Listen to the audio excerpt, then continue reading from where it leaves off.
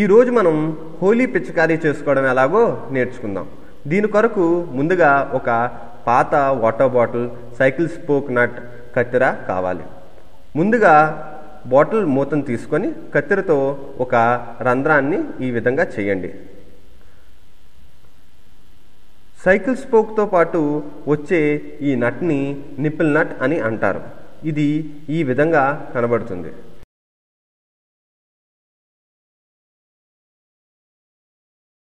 ఈ నిప్పిల్ నట్ని ఈ రంధ్రం ఉన్న మూతలో ఈ విధంగా పెట్టి టైట్గా ఫిట్ చేయండి.